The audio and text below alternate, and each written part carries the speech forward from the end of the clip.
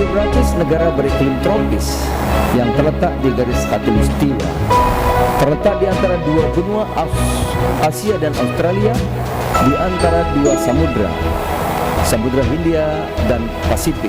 Subsidi energi beralih dari berbasis komoditas menjadi subsidi langsung, sehingga mempercepat transformasi energi bersih.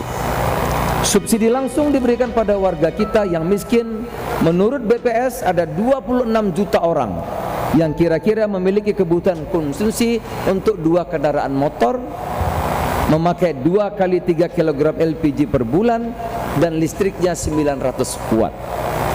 Dengan subsidi BBM dan LPG, warga tak mampu kisarannya antara 500.000 sampai 900.000 rupiah per bulan. Kita hanya akan menanggung 15 triliun per bulan atau sekitar 180 triliun per tahun, saudara-saudara. Jadi banyak sekali yang bisa dihemat. Kita masih menghemat dari uang yang dibakar untuk subsidi itu, mempercepat transformasi energi bersih dengan cara antara lain percepatan pemakaian kendaraan listrik. Ini Pak Erlangga selalu kalau rapat listrik, kendaraan listrik dipercepat. Perbanyak kompor listrik, ini juga program kita Menko. Perluasan dan perbanyak titik-titik pengisian baterai kendaraan listrik, perbanyak pasokan listrik dan energi baru dan terbarukan. Transformasi energi bersih ini bakal menggunakan banyak bahan yang berasal dari dalam negeri kita. Dengan demikian sekaligus mendorong pertumbuhan ekonomi dan akan menyerap begitu banyak lapangan kerja, saudara-saudara. Artinya kesejahteraan akan jauh meningkat. Sekali lagi kita menawarkan solusi dari permasalahan energi yang barusan saya sampaikan. Yang kedua, saya ke bagian 2 tema. Ini mudah-mudahan sebentar lagi selesai. Pangan dan petani kita. Dalam 3 tahun terakhir Indonesia tak impor beras. Produksi kita 31 juta ton, konsumsi hanya 28 ton per tahun. Menggembirakan satu sisi. Oleh karenanya kita ucapkan selamat kepada Bapak Presiden yang tadi menerima penghargaan internasional karena mengembangkan paritas padi unggul oleh IRI. Tadi saya tanya Pak Menko tadi, Pak Presiden ada penghargaan, betul, dari IRI, karena 3 tahun kita berturut-turut swasembada beras, jadi tidak impor beras 3 tahun. Tetapi saudara-saudara, nasib petani pangan kita masih memprihatinkan. Luas lahan persawahan kita makin menyusut untuk berbagai penggunaan di luar pertanian. Pemilikan lahan menurut survei BPS yang lalu per rumah tangga tani hanya 0,66. Sekarang katanya 0,4 per keluarga petani. Bila mengacu pada angka produktivitas gabah kering 5,2 ton per hektar, HPP gabah 4.400 per kilogram, dengan biaya produksi 12,5 juta per hektar, maka keuntungan tani per hektar adalah 10,38 juta rupiah atau 5,6 juta per hektar per musim, karena setahun 2 kali musim, atau 1,3 juta rupiah per bulan, saudara-saudara. Artinya tiap rumah tangga tani dengan pemilikan 0,66 apalagi 0,4, rumah tangga tani kita berpenghasil bersih 860.000 rupiah per bulan. Bila jumlah keluarga tani berisi 5 orang, maka pendapatan bersih anggota tani 172.000 rupiah per bulan per orang. Bila mengacu pada standar BPS, di mana kategori miskin adalah mereka yang berpenghasilan di bawah 474.000, maka alangkah memprihatinkan nasib petani-petani kita, saudara-saudara. PAN menawarkan solusi untuk memperbaiki nasib petani dengan cara antara lain menaikkan HPP, harga pokok pembelian pemerintah untuk gabah kering petani, dari 4.400 menjadi 8.800 per kilogram. Mempercepat diversifikasi usaha tani, memanfaatkan lahan kebun yang mangkrak atau kurang produktif dengan komoditas yang memiliki pembeli pasti atau off-taker dan punya potensi ekspor. Sebagai contoh, komoditas tanaman herbal sebagai bahan baku obat yang sedang disiapkan oleh BUMN Farmasi. Impor bahan baku obat kita lebih kurang 2,3 miliar dolar atau 34 triliun.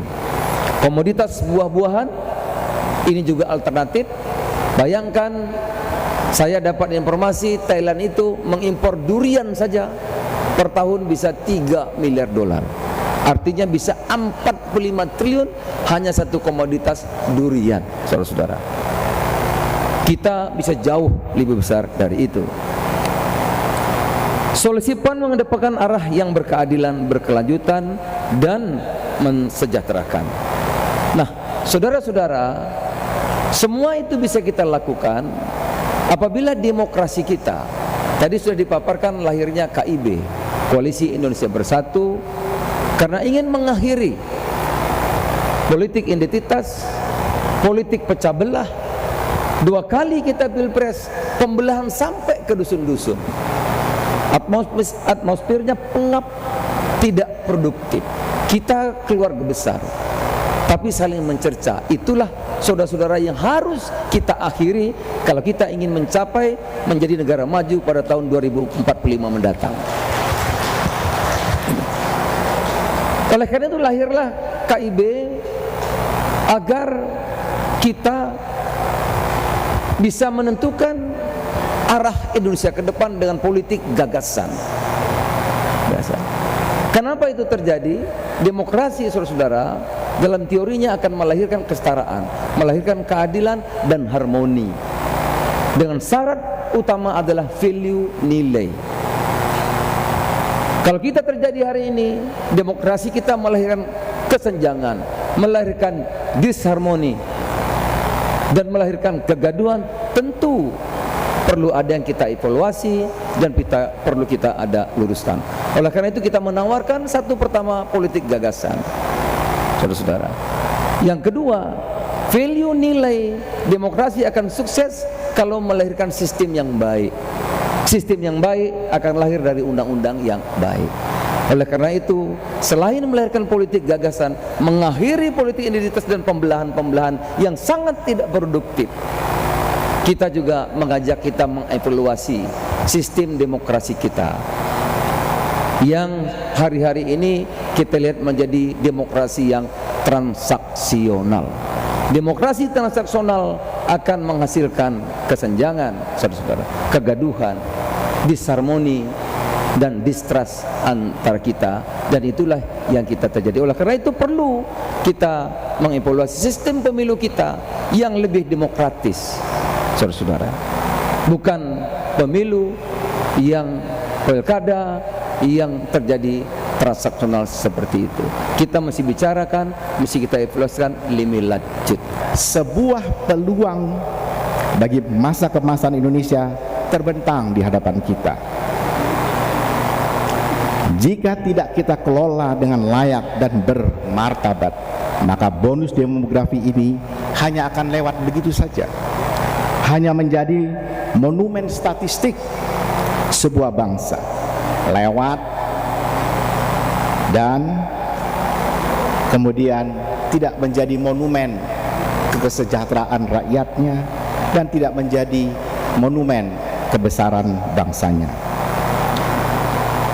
Saya yakin ada di antara kita di sini yang masih ingat pada peribahasa lama kita. Jangan membunuh angsa yang sedang mengerami telur emas. Beruntunglah kita menjadi generasi yang berhadapan dengan bonus demografi itu. Beruntunglah kita menjadi generasi yang berhadapan dengan angsa yang sedang mengerami telur emas. Tapi merasa beruntung saja tak cukup. sama sekali tak cukup.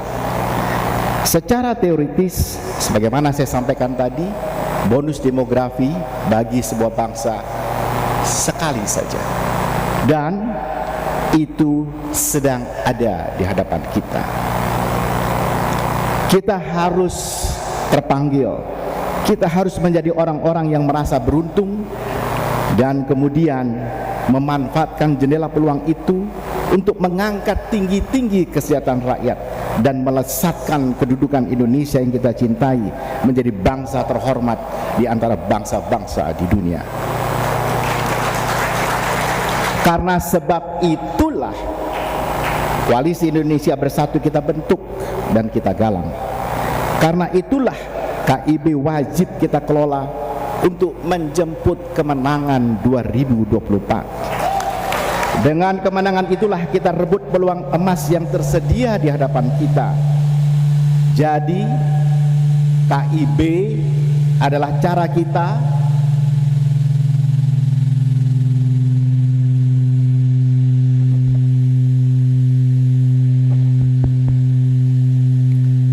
Saya ulangi.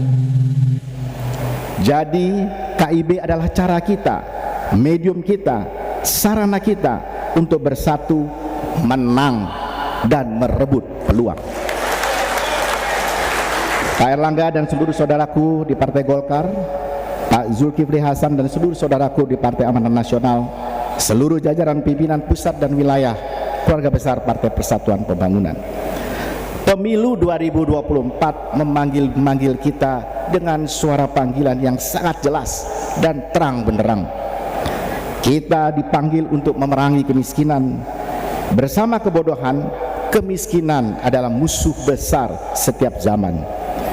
Kita harus prioritaskan pengentasan kemiskinan sebagai prioritas kerja kita. Selama 2024 hingga 2034, satu dekade, 2 periode kepemimpinan yang akan datang, angka kemiskinan harus kita tekan serendah-rendahnya, selaras dengan perbaikan angka rasio ketergantungan yang tadi saya jelaskan. Kita dipanggil untuk memperbaiki taraf dan martabat hidup seluruh rakyat. Pangan tadi yang sudah dijelaskan, energi, sandang dan papan sebagai kebutuhan pokok wajib tersedia dan terjangkau oleh segenap rakyat Indonesia. Ini prioritas yang tidak boleh diabaikan. Kita dipanggil untuk memperbanyak dan memperluas lapangan kerja. Daya serap lapangan kerja kita wajib kita tingkatkan. Kesejahteraan para pekerja di semua sektor harus ditingkatkan. Sebagai generasi yang tak durhaka pada zamannya, kita harus prioritaskan ini. Kita dipanggil untuk secara sangat signifikan meningkatkan kualitas layanan kesehatan dan pendidikan. Kita wajib mempercepat pembentukan generasi yang sehat dan cerdas. Kita wajib membangun generasi terbaik Indonesia yang kalau disederhanakan adalah sehat, cerdas, bekerja, dan punya tabungan cukup di hari tua. Kita dipanggil untuk memuliakan ibu dan perempuan serta benar-benar fokus pada agenda penyejahteraan keluarga. Memuliakan ibu dan perempuan serta menyejahterakan keluarga adalah jalan sekaligus garansi bagi penjemputan dan pemilikan masa depan Indonesia yang gemilang. Dalam bahasa sehari-hari, tidak membunuh angsa yang sedang mengerami telur yang sedang mengerami telur emas, berarti kita terpanggil untuk melahirkan generasi emas yang kira-kira gambarannya lahir di rumah sakit yang bagus, dididik di sekolah berstandar global, terserap lapangan kerja atau berwirausaha dengan layak, membangun keluarga bahagia, mandiri secara ekonomi, punya tabungan di hari tua, tetapi tidak melupakan Tuhannya, dan insya Allah kalau wafat masuk surga. Bahasa teknokratiknya, kondisi itu mensyaratkan terbentuknya ekosistem yang pertama, menjamin hadirnya pelayanan publik, utamanya pendidikan dan kesehatan yang prima dan merata. Kedua, menekan tingkat pengangguran serendah-rendahnya melalui tersedianya pekerjaan yang layak dengan penghasilan yang memadai dan sepadan untuk biaya hidup dan tabungan hari tua. Istilah kerennya itu decent job. Yang ketiga, menekan kemiskinan melalui pemberdayaan, bukan hanya sekedar bantuan-bantuan sosial. Dan yang keempat, menekan rasio Gini yang sekaligus meningkatkan rata pendapatan per kapita. Dengan ekosistem menjemput bonus demografi itu, kita lulus dan loloskan Indonesia dari jebakan negara berpendapatan menengah atau middle income trap. Saya tak mau saudara-saudara mengernyitkan kening, berkerut-kerut, apalagi istilah middle income trap itu. Dengan sederhana, saya bisa mengatakan jebakan negara berpendapatan menengah itu kira-kira seperti ini. Negara-negara yang memiliki GNI, Gross National Income atau pendapatan nasional bruto 1,5% dari GNI-nya Amerika Serikat dengan standar angka nominal tahun 2021 itu dianggap negara yang low income, berpendapatan rendah. Kalau 18,8% terhadap GNI Amerika Serikat, maka dia itu dianggap high economy. Nah, kalau antara 1,5 sampai 18%, itulah disebut negara berpendapatan menengah. Ada syaratnya, berapa lama di sana. Kalau sudah lebih dari 28 tahun, maka disebut mereka terjebak dalam middle income trap atau jebakan negara berpendapatan menengah. Indonesia hari ini GNI-nya adalah 4.100 US dollar. Tentu masih ada dalam keranjang itu, kira-kira 5,9%. Mudah-mudahan mulai tahun ini kita masuk di upper middle income, artinya di atas 6% dari GNI Amerika Serikat. Dan mudah-mudahan kita mampu meningkatkannya lagi, membawanya menjadi lebih tinggi lagi. KIB dipanggil oleh sejarah untuk mengeluarkan Indonesia dari jebakan itu. Kita harus mempercepat keluarnya Indonesia dari jebakan ini. Mengapa harus dipercepat? Karena kalau kita bandingkan dengan Chili Amerika Latin, itu membutuhkan waktu kira-kira sekitar 21 tahun. Mereka sudah masuk di high economy pada tahun 2012. Kalau kita mulai tahun 2022 ini sudah upper middle income, kalau kita pakai angka 21 tahun, maka kita kira-kira akan mencapainya pada tahun 2043. Terlalu jauh itu.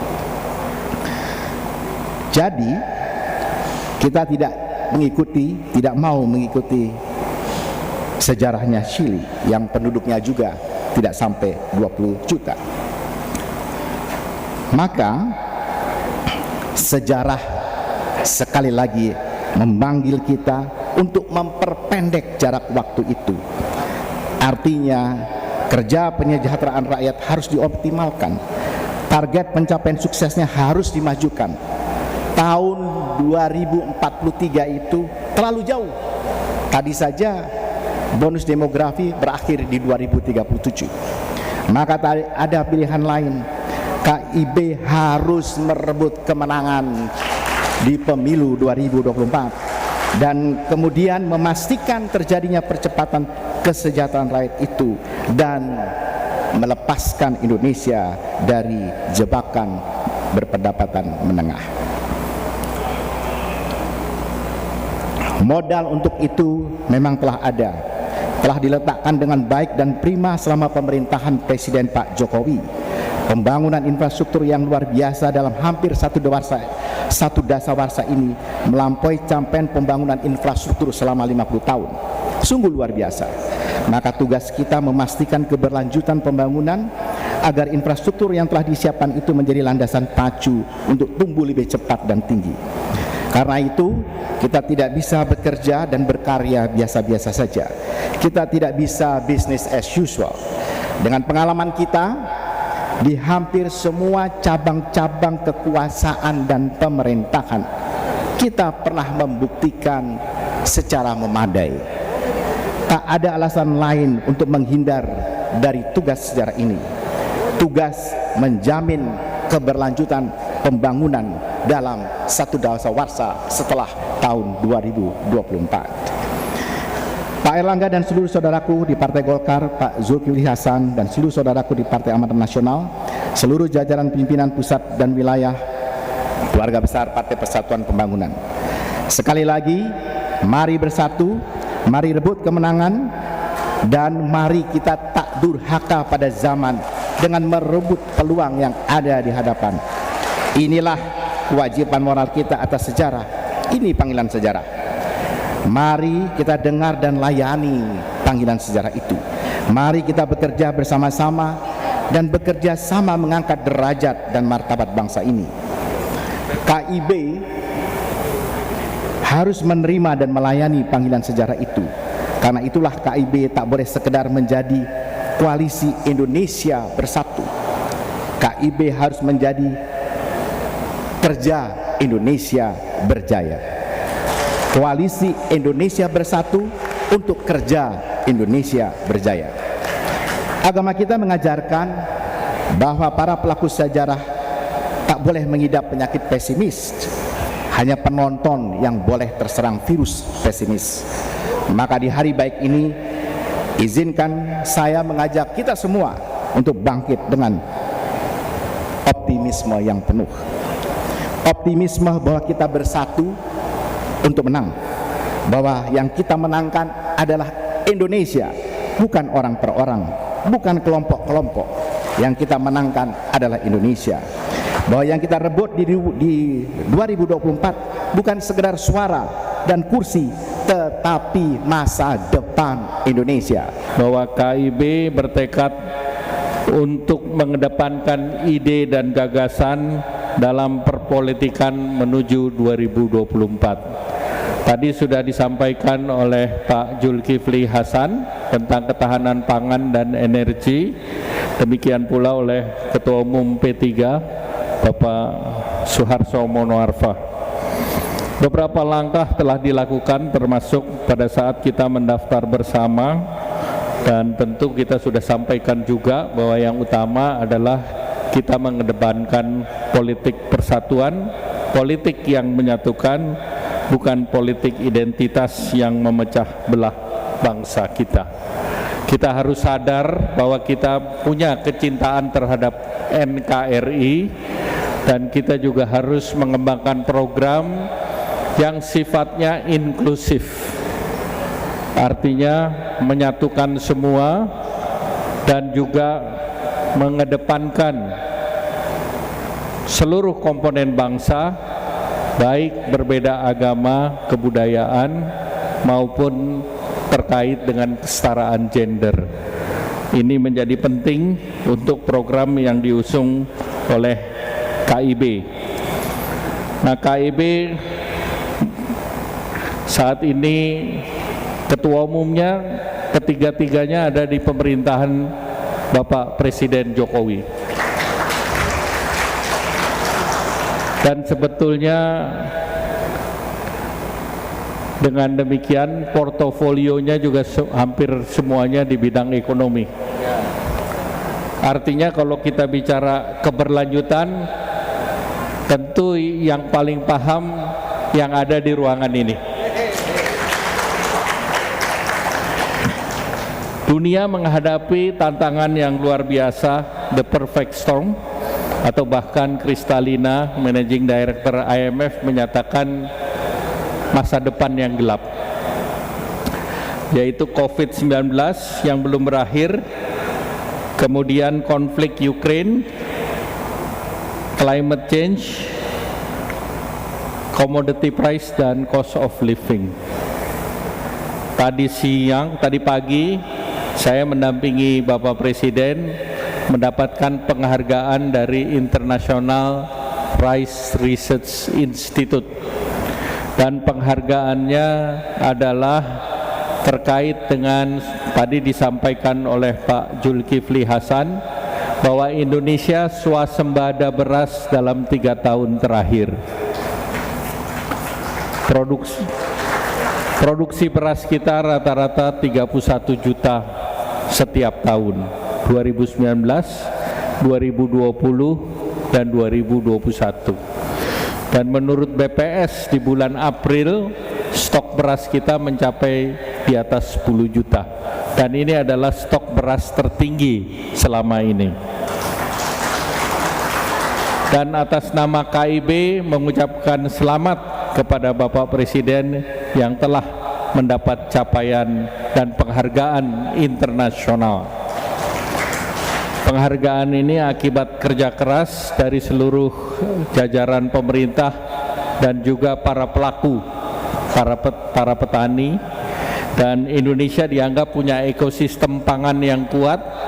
Tidak hanya beras, Indonesia juga dalam 2 tahun terakhir menurunkan impor jagung yang biasanya 3,5 juta menjadi sekitar 800.000. Nah, tentu ini merupakan capaian yang baik, dan ini tidak lepas dari perencanaan yang dibuat oleh Menteri Perencanaan Pembangunan Bapak Suharso Monoarfa. Kita beri tepuk tangan. Dan petani mendapatkan nilai tukar yang baik akibat daripada harga pangan atau administered price yang diatur oleh Menteri Perdagangan Pak Julhas. Jadi kalau kita ini semua bekerja sama terus, maka kami yakin Indonesia bisa punya pangan yang berkelanjutan, kita punya energi yang berkelanjutan, kita punya program yang tadi disampaikan Pak Harso. Tugas kita menyejahterakan rakyat dan mengurangi kemiskinan. Disampaikan oleh Pak Suharso, momentum untuk transformasi waktunya sangat sempit. Kita punya bonus demografi 191 juta penduduk yang akan berada di usia produktif hanya di tahun 2025 sampai dengan 35. Tadi Pak Harso mengatakan di tahun 37 kita akan menjadi bangsa yang jumlah penduduk tuanya lebih besar dari yang muda, sehingga bagi ekonomi itu tentu beban sosial akan semakin tinggi. Ini sama seperti Jepang yang sudah masuk dalam aging society. Nah, pada saat usia produktivitas bisa bekerja secara maksimal, maka kita harus meloncat menjadi negara yang lolos dari middle income trap. Hari ini pendapatan per kapita kita 4.000, tetapi kita berharap di tahun 2035 pendapatannya 12.600 atau naik 3 kali. Kalau minta naik 3 kali, maka seperti yel-yel kita yang bisa melakukan adalah 3 partai ini. Setuju? Naiknya 3 kali, maka menangnya harus 3 kali.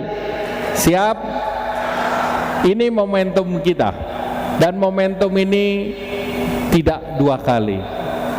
Politik adalah momentum, dan momentum adalah hari ini. Dan hari ini kita buktikan kalau kita bertiga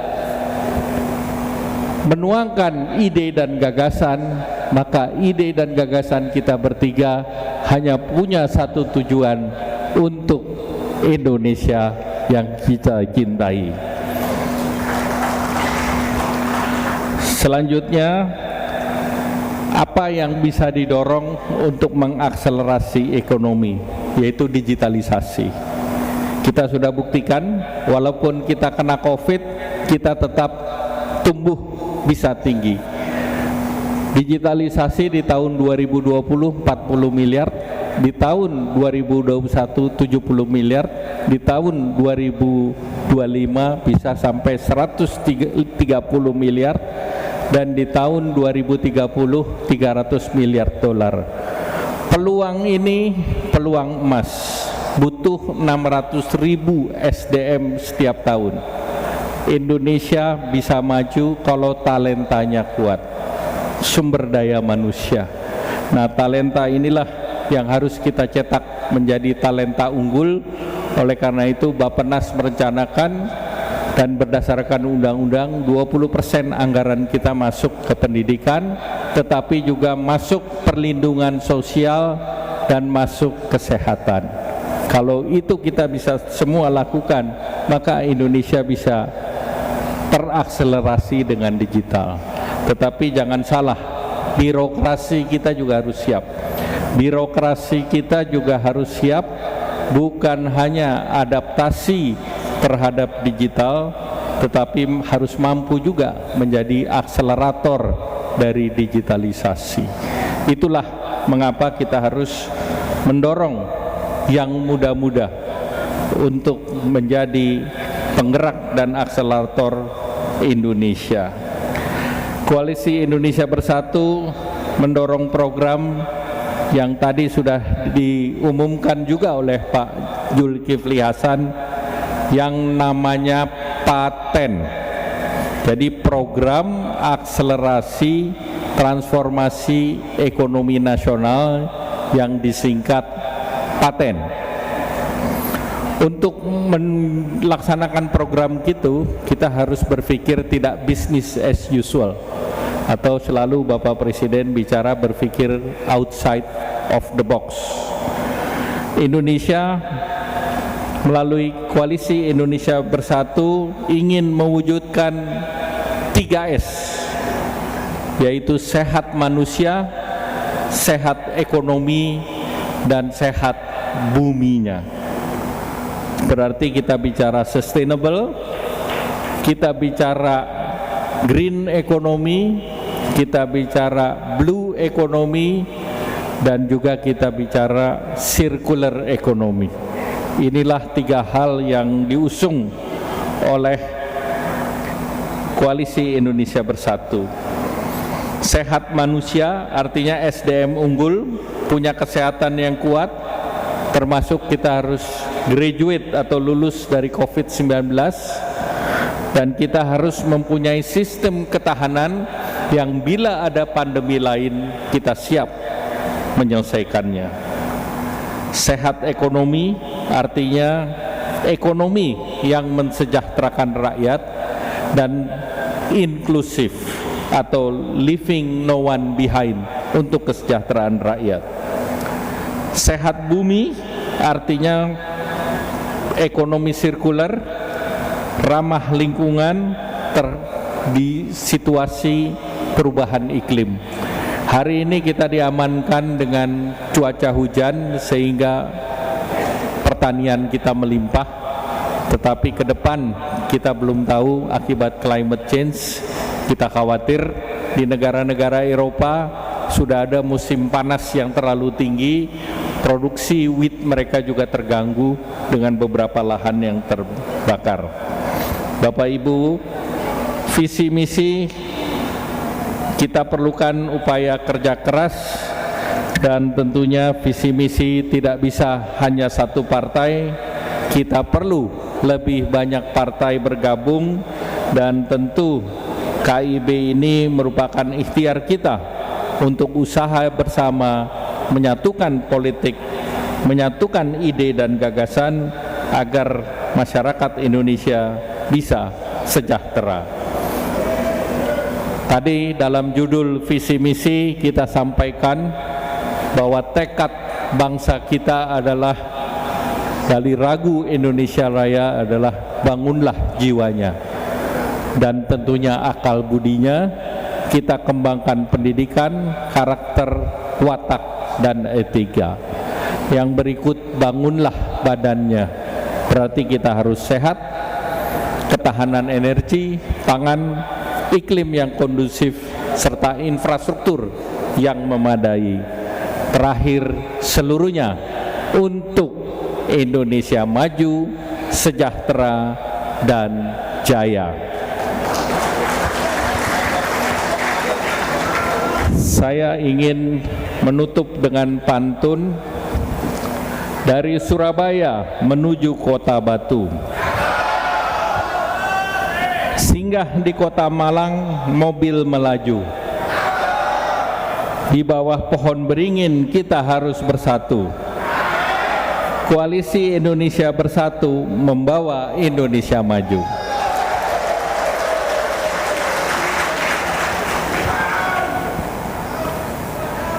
Ada lagi pantun kedua. Agak susah membaca tulisan sendiri. Bersolawat di acara haul, tempatnya tinggi di Gunung Ijen. P3, PAN, dan Golkar berkumpul, wujudkan visi misi KIB yang paten.